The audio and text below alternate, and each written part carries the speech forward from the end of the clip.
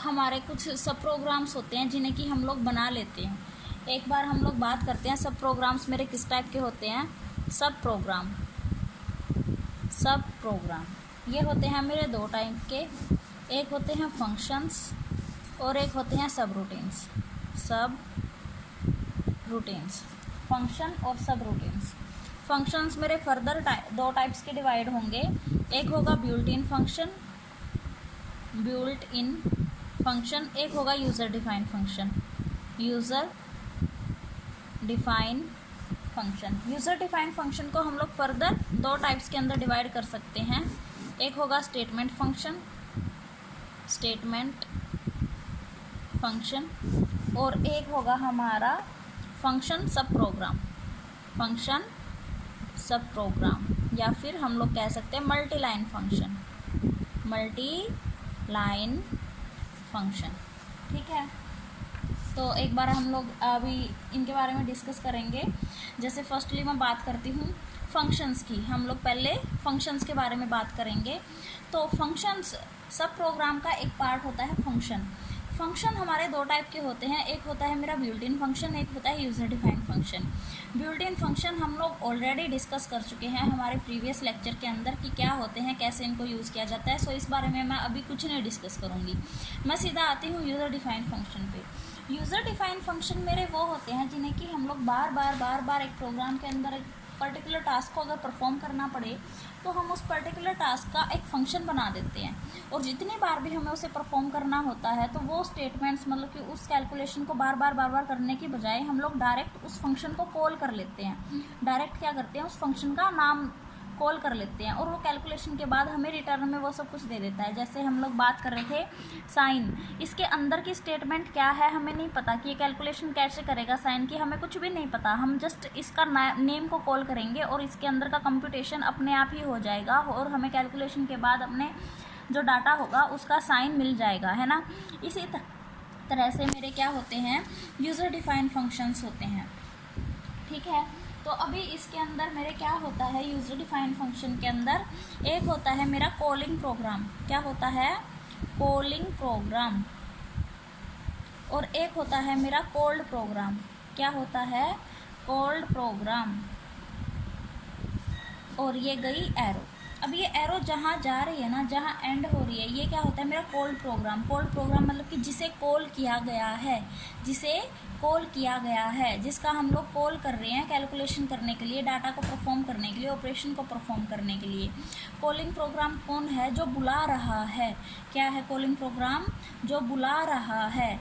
ठीक है, किसको बुला रहा है, ये कॉल्ड प्रोग्राम को। जैसे मैं कह दूँ हाँ जी रोल नंबर 10, तो मैं क्या हुई, कॉलिंग प्रोग्राम हुई। मैं रोल नंबर 10 को कॉल कर रही हूँ, वो रोल नंबर 10 क्या हुआ, कॉल्ड प्रोग्राम, जिसे कि बुलाया गया है।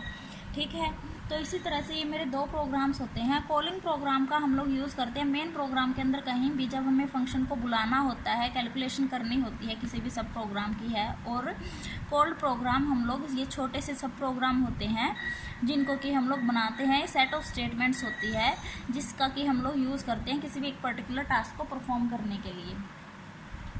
ठीक है, तो अब उसके बाद एक बार हम लोग बात करेंगे कि जैसे कि हमारा एक मेन प्रोग्राम हो गया, और उस मेन प्रोग्राम के अंदर ऐसा ज़रूरी नहीं है कि हमारे पास एक ही सब प्रोग्राम होगा। उस मेन प्रोग्राम के अंदर बहुत सारे सब प्रोग्राम्स हो सकते हैं। प्रोग्राम की हेल्प से हम लोग इनको डिस्कस भी करेंगे, इसके एग्जांपल्स को।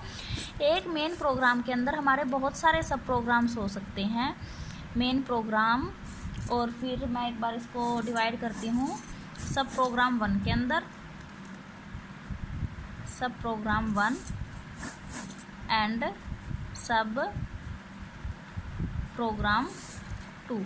ठीक है, अब ये देखो यहाँ से एरो ओरिजिनेट हो रही है और यहाँ एंड हो रही है, यहाँ एंड हो रही है। इसका मतलब क्या है कि जो ये मेन प्रोग्राम है ये सब प्रोग्राम 1 को कॉल कर रहा है। This is calling program and this is called programme.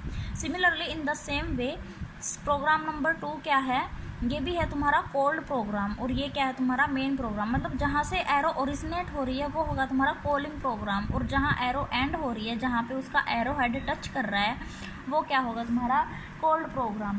तो मैं कह रही थी कि ये ज़रूरी नहीं है कि एक प्रोग्राम के अंदर एक ही सब प्रोग्राम हो, many of the sub programs हम लोग यूज़ कर सकते हैं। अब ये भी ज़रूरी नहीं है कि एक पर्टिकुलर प्रोग्राम को, मतलब एक जो सब प्रोग्राम है उस पर्टिकुलर थिंग को सिर्फ और सिर्फ एक ही सब प्रोग्राम कॉल करें, या हम लोग एक ही बार उसका यूज़ करें, एक ही टाइप के डाटा को कैलकुलेशन करने के लिए यूज़ करें, हम लोग दूसरा भी एक सब प्रोग्राम कॉल कर सकता है। एक बार इसको फर्दर डिस्कस करेंगे हम लोग। जैसे कि ये हुआ मेरा सब प्रोग्राम 3, ये हुआ मेरा सब प्रोग्राम 4। अभी यहाँ पे हम लोग देखते हैं, ये हुआ मेरा सब प्रोग्राम 5, उसके बाद सब प्रोग्राम 6। ठीक है, तो ये एक बार देखो, ये देखो फॉर सब program 1, sub program 3 and sub program 4 are called programs, है ना। For program number 2, sub program 5 is the called program, but also sub program 4 is called program. मतलब कि जो ये 4 है ना, इसे प्रोग्राम नंबर 1 भी कॉल कर रहा है और प्रोग्राम नंबर 2 भी कॉल कर रहा है। तो ये ज़रूरी नहीं है कि एक प्रोग्राम को सिर्फ और सिर्फ एक ही टाइप के डाटा को कैलकुलेट करने के लिए यूज़ किया जा सके। हम लोग डिफरेंट टाइप्स के डाटा को कैलकुलेशन करने के लिए भी उसका यूज़ कर सकते हैं, या फिर हम डिफरेंट प्रोग्राम्स के अंदर भी उसको यूज़ कर सकते हैं। बट द कंडीशन इज़ कि एक मेन प्रोग्राम के अंदर ही उसका यूज़ किया जा सकता है। ये नहीं होगा कि हम लोग अगला मेन प्रोग्राम लिखेंगे, मतलब कि अगली अपनी फाइल निकाल लेंगे और उसके अंदर पहले वाले को यूज़ करेंगे, ऐसा ज़रूरी नहीं है। जैसे कि एक बार इसके बारे में बात करते हैं, हम लोग एक छोटा सा एग्जांपल लेते हैं। हमारे पास 2 नोटबुक्स होंगी, एक होगी कंप्यूटर प्रोग्रामिंग की और एक होगी ऑप्टिक्स की, है ना। तो कंप्यूटर प्रोग्रामिंग और ऑप्टिक्स की अगर हम लोग बात करते हैं तो देखो, जैसे कि एक स्टूडेंट है मेरा, वो कंप्यूटर प्रोग्रामिंग भी पढ़ेगा और ऑप्टिक्स भी पढ़ेगा। तो मैं मान लेती हूँ कि जो वो एक स्टूडेंट है, ये एक स्टूडेंट है ना। तो ये इसको भी पढ़ रहा है और इसको भी पढ़ रहा है, प्रोग्रामिंग को भी पढ़ रहा है और ऑप्टिक्स को भी पढ़ रहा है। तो देखो, ये ज़रूरी नहीं है कि ये बस एक ही टाइप का डाटा कैलकुलेट कर रहा है, एक ही टाइप की कैलकुलेशन कर रहा है, नहीं, ये दोनों के दोनों कैलकुलेशंस को यूज़ कर रहा है। बट अब मेन प्रोग्राम की हम लोग बात करते हैं। वो जब तक इन बुक्स को पढ़ेगा, जब तक कि वो 4th सेमेस्टर में है ना, जब तक कि वो 4th सेमेस्टर में है। आफ्टर थर्ड सेमेस्टर के बाद जब वो 5th सेमेस्टर में हो जाएगा, तो क्या वो इन बुक्स को पढ़ेगा? नहीं पढ़ेगा ना।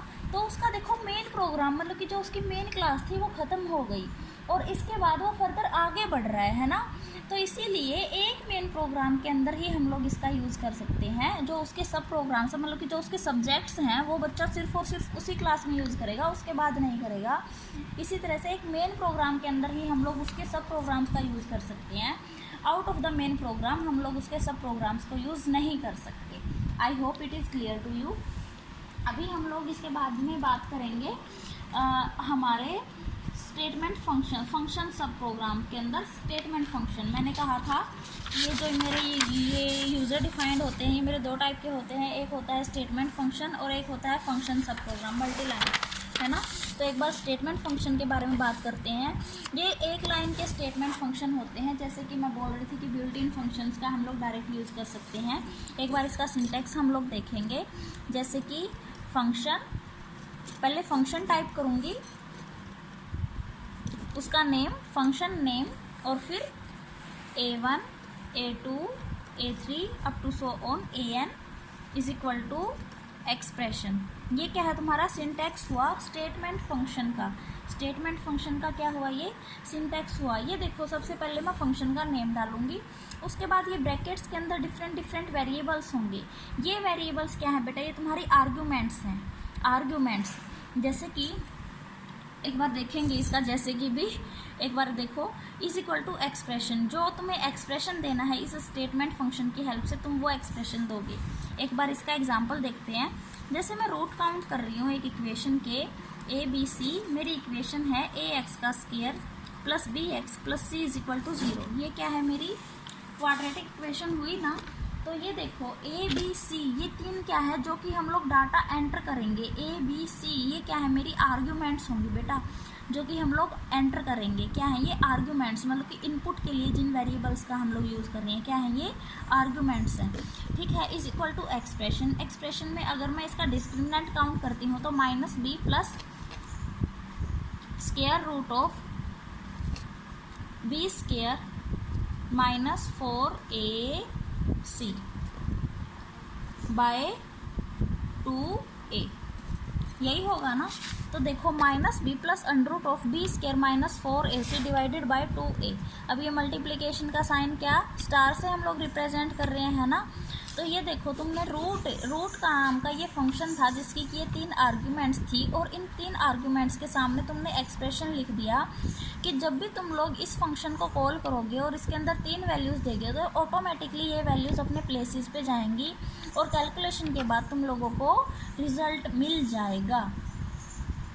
समझ आई मेरी बात? मुझे लगता है कि समझ आ जानी चाहिए। बाकी अगर हमारा कोई डाउट होगा तो मैं बता रही थी कि जैसे ही हम लोग कंप्यूटर लैब में अपने प्रोग्राम्स को करेंगे वैसे हमारा डाउट ख़त्म हो जाएगा। बिकॉज बेटा ये क्या है, ये तुम्हारा प्रैक्टिकल वर्क है ना। प्रैक्टिकल वर्क कभी भी ओरल में समझ नहीं आ सकता, उसको प्रैक्टिकल परफॉर्म करेंगे तभी वो हमें अच्छे से समझ आएगा। बट फिर भी बस तुम्हें आइडिया मिलना चाहिए अभी इस टाइम पे कि हाँ मैडम हमें समझ आ गया है कि इस टाइप से करना है, तो तुम्हें वो समझ आना चाहिए। अगर नहीं आता है तो फर्दर हम लोग क्लास में इसको डिस्कस कर लेंगे, तुम लोग अपने डाउट्स बता देना कि इस टाइप से डाउट है। तो अभी हम लोग नेक्स्ट डिस्कस करेंगे फंक्शन सब प्रोग्राम के बारे में। फंक्शन सब प्रोग्राम के बारे में जब डिस्कस करेंगे तो एक बार उसका सिंटैक्स हम लोग सबसे पहले डिस्कस करेंगे। फंक्शन सब प्रोग्राम मैंने क्या कहा था, एक तो होता है तुम्हारा स्टेटमेंट फंक्शन और एक होता है फंक्शन सब प्रोग्राम, मतलब कि मल्टी लाइन फंक्शन।